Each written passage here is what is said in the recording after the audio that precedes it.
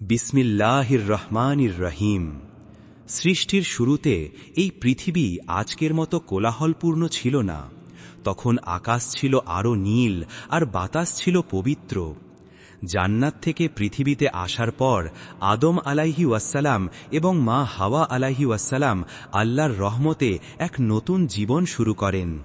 তাদের ঘর আলোকিত করে একে একে সন্তানরা আসতে শুরু করে।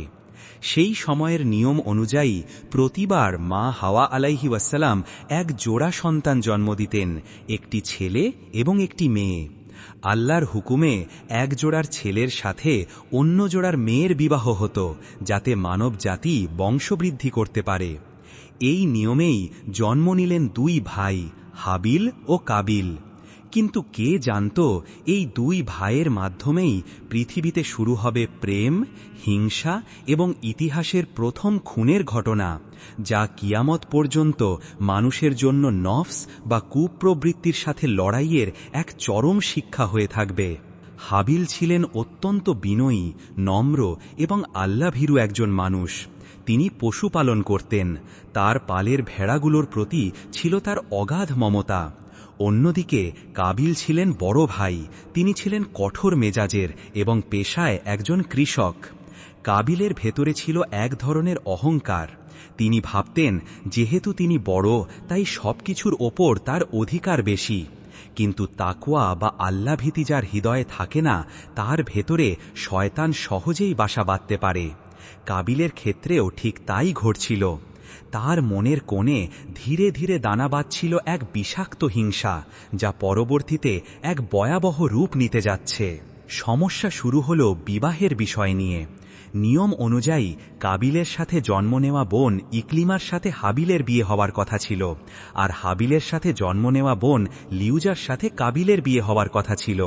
কিন্তু ইকলিমা ছিল অত্যন্ত সুন্দরী, আর কাবিল চাইছিল ইকলিমাকেই নিজের স্ত্রী হিসাবে পেতে।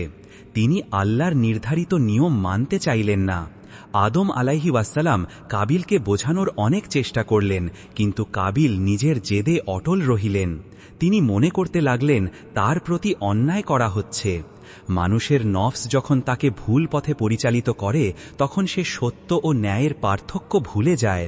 কাবিলের জেদ আর অবাধ্যতা তাকে অন্ধ করে দিচ্ছিল। বিরোধ মেটানোর জন্য আদম আলাইহি ওয়াসসালাম আল্লাহর নির্দেশে এক প্রস্তাব দিলেন।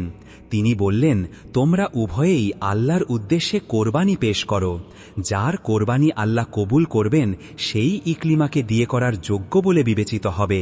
সেই যুগে কোরবানি কবুল হওয়ার নিদর্শন ছিল আকাশ থেকে একটি আগুন নেমে এসে সেই উৎসর্গ করা জিনিসটি জ্বালিয়ে দেবে। হাবিল ছিলেন স্বচ্ছ নিয়তের অধিকারী। তিনি তার পালের সবচেয়ে সুস্থ ও সুন্দর দুম্বাটি আল্লাহর সন্তুষ্টির জন্য বেছে নিলেন। কিন্তু কাবিলের নিয়ত ছিল কলুষিত। তিনি ভাবলেন, আল্লাহকে তো আর আমি এই ফসল খাওয়াচ্ছি না, তাহলে সেরা জিনিস দেওয়ার কি দরকার। তিনি তার খামারের সবচেয়ে খারাপ আর নষ্ট শস্যগুলো কোরবানির জন্য পাহাড়ের চূড়ায় রেখে আসলেন। এখানেই ফুটে ওঠে মুমিন আর মুনাফিকের পার্থক্য। মুমিন দেয় নিজের সেরাটা, আর অবাধ্য ব্যক্তি দেয় লোক দেখানো অবশিষ্টাংশ। দুই ভাই পাহাড়ের নিচে দাঁড়িয়ে অপেক্ষা করতে লাগলেন। হঠাৎ আকাশ মেঘাচ্ছন্ন হয়ে উঠল। এক স্বর্গীয় জ্যোতি বা আগুন নেমে আসলো পাহাড়ের চূড়ায়। মুহূর্তের মধ্যেই সেই আগুন হাবিলের কোরবানি করা দুম্বাটিকে গ্রহণ করে নিল, অর্থাৎ পুড়িয়ে দিল। কিন্তু কাবিলের দেওয়া পচা ফসলের স্তূপের ধারে কাছেও সেই আগুন গেল না।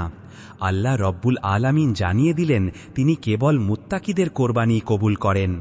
হাবিলের মুখমণ্ডল প্রশান্তিতে ভরে উঠল, কিন্তু কাবিলের চেহারা কালো হয়ে গেল। তার বুকের ভেতর হিংসার আগুন দাউ দাউ করে জ্বলতে শুরু করল। শয়তান এই সুযোগে তার কানে কুপ্ররোচনা দিতে শুরু করল। বন্ধুরা, হাবিল ও কাবিলের এই মর্মস্পর্শী কাহিনীর পরবর্তী অংশ শোনার আগে আপনাদের কাছে একটি অনুরোধ। আপনারা যারা এখনও আমাদের আলোর মশাল চ্যানেলটি সাবস্ক্রাইব করেননি, তারা এখনই সাবস্ক্রাইব বাটনটি ক্লিক করুন এবং বেল আইকনটি বাজিয়ে দিন। আপনাদের একটি সাবস্ক্রাইব আমাদের এই ধরনের শিক্ষণীয় ইসলামিক কন্টেন্ট তৈরি করতে অনেক উৎসাহিত করে। চলুন ফিরে যাই গল্পের বাকি অংশে। কোরবানি কবুল না হওয়ার পর কাবিল আর নিজেকে নিয়ন্ত্রণ করতে পারলেন না। তিনি হাবিলের কাছে গিয়ে সরাসরি বললেন, আমি অবশ্যই তোমাকে হত্যা করব। কি অদ্ভুত কথা, নিজের ভাইকে হত্যার থুমকি! হাবিল অত্যন্ত শান্ত স্বরে উত্তর দিলেন, যা পবিত্র কোরআনের সূরা আল মায়েদায় বর্ণিত হয়েছে। হাবিল বললেন, আল্লাহ কেবল মুত্তাকিদের, যারা তাকে ভয় করে, তার পক্ষ থেকেই তো কবুল করেন। তুমি যদি আমাকে হত্যা করতে হাত বাড়াও, তবে আমি তোমাকে হত্যা করতে হাত বাড়াবো না, কারণ আমি বিশ্বজগতের প্রতিপালক আল্লাহকে ভয় করি। হাবিলের এই মহানুভবতা কাবিলের পাথর হয়ে যাওয়া হৃদয়কে গলাতে পারল না। হিংসা যখন মানুষের ওপর ভর করে, তখন সে হিতাহিত জ্ঞান হারিয়ে ফেলে।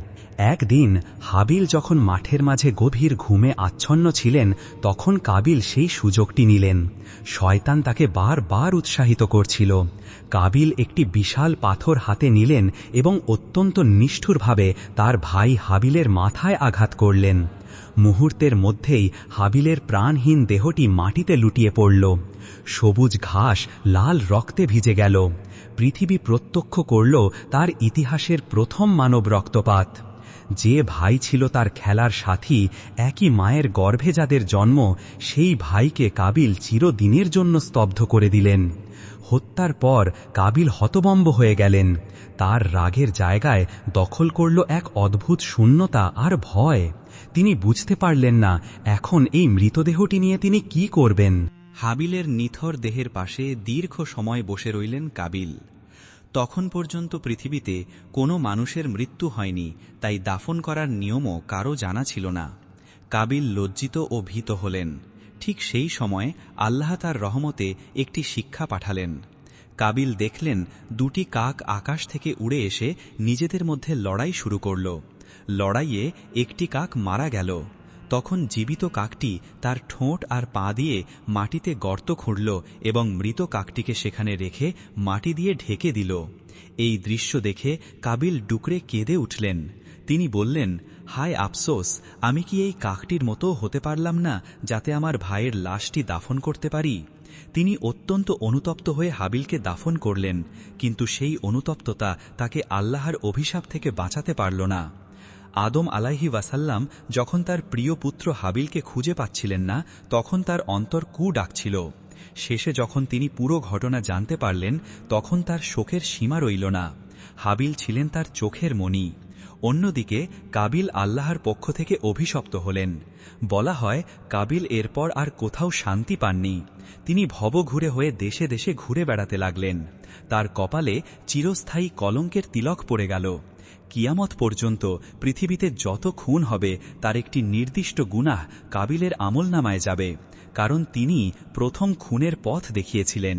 এটি আমাদের শেখায় যে মন্দ কাজের সূচনা করা কতটা ভয়াবহ। হাবিল ও কাবিলের এই কাহিনী কেবল একটি গল্প নয়, এটি প্রতিটি মানুষের ভেতরের লড়াইয়ের প্রতিচ্ছবি। হাবিল প্রতিনিধিত্ব করেন তাকওয়া বা আল্লাহ ভীতির, আর কাবিল প্রতিনিধিত্ব করেন নফস বা কুপ্রবৃত্তির। মানুষের ভেতরের হিংসা আর অহংকার তাকে জান্নাত থেকে জাহান্নামের পথে নিয়ে যেতে পারে। আল্লাহ আমাদের এই শিক্ষা দিচ্ছেন যে নিয়ত যদি স্বচ্ছ না হয়, তবে আমাদের বড় বড় ইবাদতও কবুল হবে না। হিংসা মানুষের নেক আমলগুলোকে ঠিক সেভাবেই খেয়ে ফেলে, যেভাবে আগুন কাঠকে পুড়িয়ে ছাই করে দেয়।